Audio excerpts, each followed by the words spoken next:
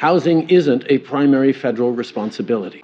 Justin Trudeau's divide and conquer plan is now deeply rooted in the housing, and what Fraser and him have got planned for housing for provinces. Many provinces are against the fourplex thing, where you've got a small subdivision, and Trudeau wants people to build, or builders to build, fourplexes like in the middle of your street.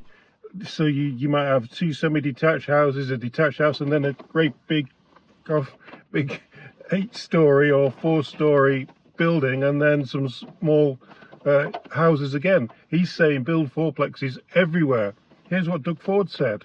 I can assure you 1,000%, you go in the middle of communities and start putting up 4-story, 6-story, 8-story buildings, and right deep into the communities, there's going to be a lot of shouting and screaming. That's a massive mistake. But here's how Trudeau thinks things should go down. He's wanting to work with mayors like Chow, who we all know is an NDP mayor, not the greatest person to look up to be honest, with the way that she's running Toronto at this time. But he wants to work with her. They're the people he wants next to him. Divide, divide, divide, then conquer. That's his plan. Doug Ford and other premiers have rejected the conditions laid out in the housing announcement. Ford said he won't force municipalities to make fourplexes as of right now. How do you advance your housing plan with this kind of opposition?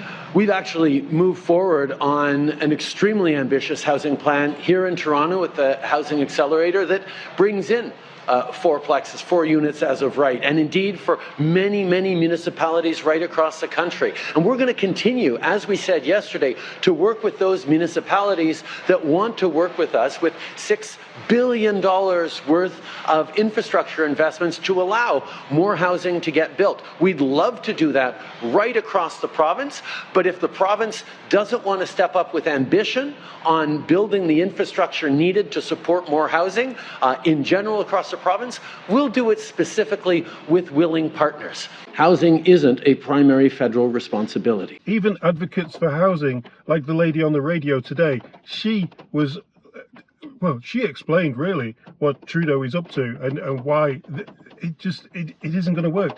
It seems to me like they have now decided that they're going to go all in. They're pushing all the chips to the center of the poker table, and whether I like it or not, or whether we like it or not, they are going to flood the airwaves between now and the 16th and probably after on their budget. They'll call it a consequential budget. It's the most important of a generation. But just let's be realistic about it. There are going to be some policy things in there I like, just because of the work I've done with the task force. However, what I'm uncomfortable with is the politicization of it and the utilization of it as a tool to try to hang on to power and put a bit of I would say, a stopper in what Pierre Poilievre is accomplishing, which is great popularity and really landing his communication. As part of our advocacy, we talked about the necessity of looking at manufactured homes so you can build more in a shorter period of time, which is going to suit a lot of people, quite frankly, Alex. These are things that people will actually like. So what do you think? They're starting to call Doug Ford, the Ontario Premier, a NIMBY, of all people. Well, Premier NIMBY. We've got a NIMBY conservative government. What do you want, a fourplex or a 6-story building built next to your house on the little bit of land there? Do you think it's a good idea to put them in just anywhere? We're talking about in a subdivision, right in amongst houses, right in amongst semi-detached houses that that now cost like over $1 million each. Anyway, tell me what you think. Till next time.